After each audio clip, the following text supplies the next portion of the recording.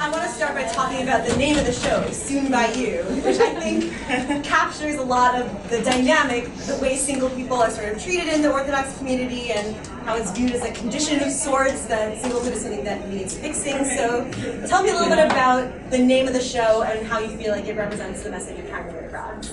Yeah, absolutely. It's funny, we had a premiere party for episode 3, and one of the comedians there talked about the name and how there's like this epidemic of people who see single people as like having the singles, like this disease or something, and they look down on them and pity them and tell them soon by you. I do want to say I don't think people who say that phrase mean it with any bad intentions, but I think a lot of people who are single, when they hear that, it seems like people are telling them, you're missing something, you're not complete as you are right now, your life can't possibly be happy. And a lot of people feel that they are fulfilled and happy, just how they are. And one of the reasons I chose it for the title was because for me personally, people started saying it to me really young at a point in my life when I was like not thinking about marriage at all. And it was so strange to receive a blessing for something that you weren't like wanting at that moment. And it's just like a fascinating thing that so many people have so many different reactions to. But the response from people who are in the community and who hear that a lot, they love that we chose that title. And I think now a lot of people, when they hear that at a wedding or something, they'll just kind of smirk and think of the show instead. So we're kind of taking the phrase back. I also think the name, like inherent in Soon by You, is this time pressure, and I think that is a big part of the show in terms of the stakes. Like it has to happen quickly. It's now or never. This is like the biggest decision. You'll regret it for the rest of your life. People are even pressuring David and Sarah. And but I think that's definitely, that time pressure is something I've felt, since the beginning. Yeah, absolutely. Agree with everything. What's your experience? Agree with everything there. I've definitely heard the phrase "soon by you" as well, in many of the same circumstances that you're describing. And just like Jess said, I think this is one of the clearer messages or themes of our show. I think, hopefully, it's clear, is that while there is maybe from certain family members or in certain parties, there is this desire to tell you, like, don't worry, everything's going to be fine, it's all going to be over soon, everything's going to be great. That is not something that that we relate to as the makers of the show. It's not something that any of our protagonists in the show relate to. And you wrote a little bit in Rock Nation recently about your struggles sort of navigating the performing arts and entertainment world as an Orthodox woman. Can you speak a little bit more about that? I mean, for me growing up, I grew up Orthodox, and a lot of what I was told in school when I said I want to be a movie star, I want to work in film, and a lot of people told me you can't do that. It's not appropriate or it's not possible. There were both of these thoughts that like it's not appropriate for a religious girl and it's not possible because it's so hard to break into, which is true as a woman, but that doesn't mean that I shouldn't do it or that I couldn't do it. So thankfully I had a lot of support from my mom and she encouraged me to go for it. Or more, I just was very determined to divorce her. But she also supported me. And so what I wrote about in that piece was how, you have this side where, I was Orthodox and I very much valued my faith, and I also very much valued my passion and my art. And I sort of was able to come to a place where I can combine them. So instead of like excluding one or choosing one, I think it's very possible to combine them and create something greater because they can work together. So like this show does that for me. And that's kind of a message I like to tell young women or anybody who wants to go into this field. I shared very similar struggles to Leah. I'm a few years older than her. So I remember when I got into NYU's educational theater program, and like there were like various people in my life were like, what are you gonna do? Like, what's the game plan here? What are you gonna do with that? And like, is that a place for Vas Torah? And and I was met with such strong negativity. Like, it's not possible. No one's ever done it. And my attitude was always, I will cross that bridge when I come to it. Every issue with religious observance, with holidays, with Shabbat. And I've been very fortunate to have encountered people who are very understanding and respectful at NYU and also in my grad school program. And I think what it bottoms out to be is that people respect those with conviction. And because I'm not wishy-washy about my religious observance, I'm very clear on what I will and will not do, and I work very hard at my craft, and I'm a professional. And I've been really lucky to find people who respect that and are willing to work around that. It's certainly not easy. It wasn't a path that was paved at all, and I'm so lucky, you know, to be working with Leah, and there's all these amazing, talented female artists that are sprouting up who are Orthodox, and so, you know, the possibilities are endless if you work really hard and stay true to what you believe. All right, we're gonna take some time. We have like 10 minutes left, so anyone in the audience has some questions. So what does like filming look like on the day when you're filming, and also like how much of the lines, if any, are ad-libbed? We have a lot of our cast. Other than the three of us, the other three actors are three very talented actors, and they're all very good at improv. So whenever we can, well, I'm not going to say about these two were very good at improv. Also, He's very good at improv. Thank you. We're all good at improv. So as much as possible, we like to let them, you know, and us, Right. like go at it a little bit. And sometimes we end with like fun stuff like that, and sometimes we end with really fun stuff that don't end up using, no one ends up seeing, but it makes us chuckle. Sometimes when we have a David and Z scene, I'll kind of just like let them keep going, and they just take it to fun places that sometimes make it in the episode and sometimes don't.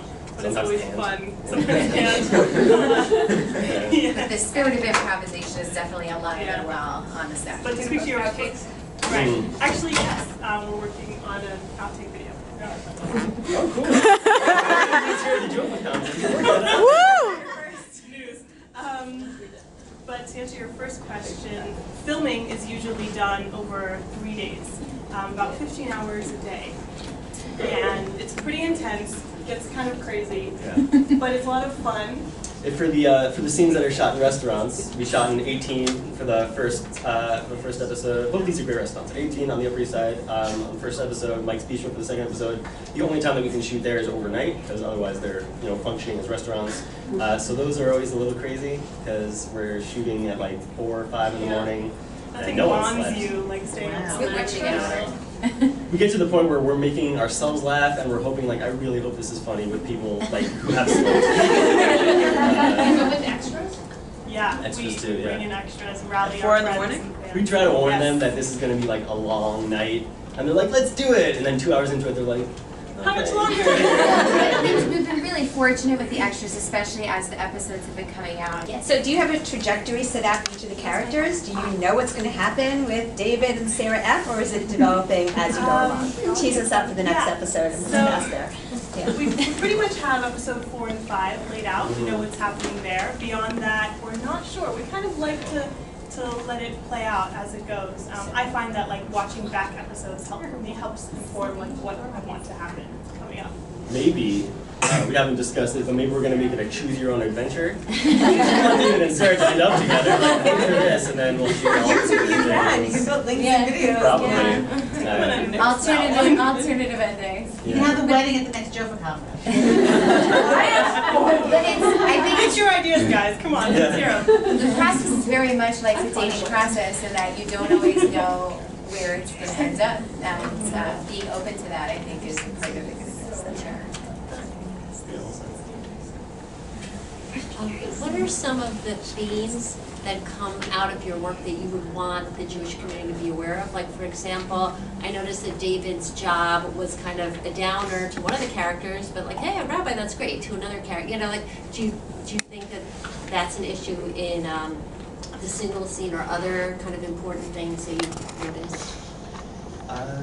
Good question. I think, well, you specifically mentioned David being a rabbi, and I'm not sure if this is necessarily a theme that was that Leah had in mind when I didn't write or take part in, in the first episode, other than acting, it was Leah gets the credit for that one.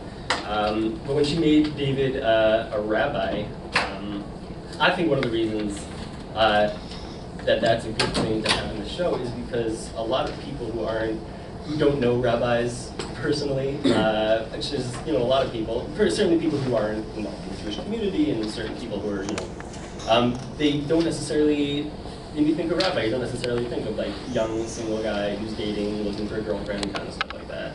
You tend to think about like a very studious, or I don't know what you think of when you think of rabbi, but it's not usually that. Old with a beard. Yeah. So we, one of the cool things about having one of our characters as a rabbi is that, like, yeah, this is a real person, and yeah, rabbi should be seen as, you know, real people who also go through this. Like, you know the rabbi of your community, and you know the rabbi's wife, and you know what they do for the community. But at one point, they also went on dates, and they, you know, went out with people and stuff like that. And I think it's in a broader sense, I think it's taking some things that you might have a specific view of without having thought about it too much, and showing maybe another side, and showing that, you know, there's more to it than you think.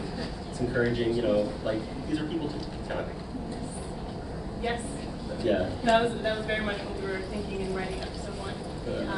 Yeah, and I think that's a major theme and something we want to bring out with these episodes, because, you know, a lot of times when we see Jewish characters in mainstream TV and film, you know, I don't know, you guys feel this way, but they don't seem quite right to me, right? They seem kind of like a caricature or a stereotype. And so we want to just kind of bring these authentic, more nuanced characters, you know? So as opposed to like the old rabbi who maybe is like the butt of the joke or something, we have a young rabbi, and those are real people that exist. Who is the butt of the joke? And that people are multifaceted, and I think as you watch episode 3, you see layers to characters that you thought were just very one-dimensional and flat, and you see other struggles that they're going through that have, you know, that impact their life and make them who they are. And I think as we go forward, it is a comedy. We always want to have that lightness and levity and that entertainment, but we are going to go deeper into these characters' lives to find out what makes them tick and what has shaped them into the people they are. One more thing that I'll mention, I think we may have touched on this before, but we are primarily, when we speak about the show, you know, it's a show about Orthodox Jews in New York City, but we always, it's also very much at its heart talking about the dating process in the Orthodox community, or at least in certain parts of the Orthodox community. The Orthodox community is way too large for a thing to say, like, this is the way it is in the Orthodox community. But the theme, one of the things that we kind of address in that sense, is this whole addressing like the pressure and that is present, and kind of saying that this doesn't need to be the way that it is. Encouraging people to, like, you know, if you're having a hard time, like, relax, take a look at our show, laugh at what you're going through, laugh at what we're going through with you. Lots of people are going through this, but, like, you know, take a deep breath and get a little perspective and stuff like that. We have time for one more question. So I wanted to ask about the clothing on this show.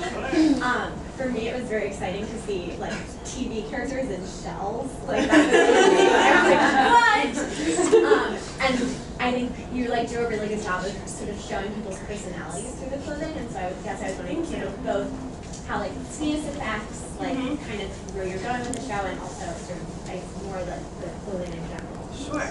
Well, we have great wardrobe designers who come on. We had one for the first 2 episodes and a new one for the 3rd episode. And we actually had a modest clothing line sponsor one of the dresses. So, oh wait, that was in episode 3, so you haven't seen that yet. When you see it, was a really pretty dress. Yeah, when you see it, you'll see it's a dress specifically made for women who want to be more modest. So that's really cool that we can partner with somebody like that. But I'll say that with the Tznius thing, I think it's very much like real life. You want to try to find clothes, and sometimes it's hard because you want to express yourself. And so we want to express who these characters are, and we still want it to look good, you know. So it can be tricky and difficult, but we kind of all pull together. It's a very actually collaborative process. The wardrobe designer will bring in a few pieces, and we'll go through our closets, and we'll kind of put things together, and somehow it works, so I'm glad I think so. Let's hear it for the cast.